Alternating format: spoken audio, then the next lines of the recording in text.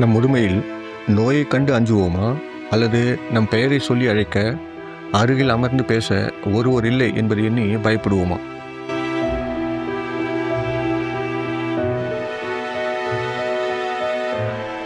முதியவர்களின் மருத்துவ தேவைகளை மட்டும் கவனித்து அவர்களின் தொடர்பு தேவையை புறக்கணித்தால் நாம் உண்மையிலேயே அவர்களை கவனித்துக் கொள்கிறோமா?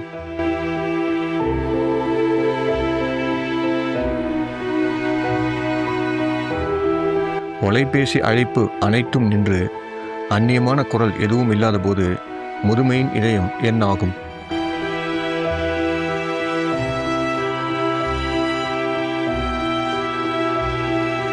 முதுமையில் தினமும் யாரிடமும் பேசாமல் கழிக்கும்போது அமைதி ஆறுதல் அளிக்கிறதா, அல்லது அமைதியாக காயப்படுத்துகிறதா?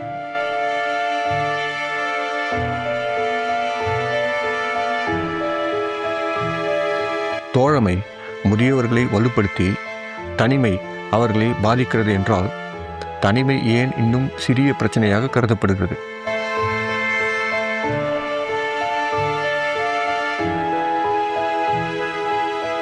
தொழில்நுட்பம் முதியவர்களுக்கு உண்மையான துணையாக இருக்க முடியுமா? வாங்க வீடியோக்குள்ள போலாம், புரட்சி செய்யலாம். அப்பா, உங்க பிறந்த நாளுக்கு ஒரு புது வாட்ச் அல்லது நல்ல சூட் வாங்கி தரட்டுமா? இல்லைன்னா உங்களுக்கு பிடிச்ச வேற ஏதாவது இருக்கா?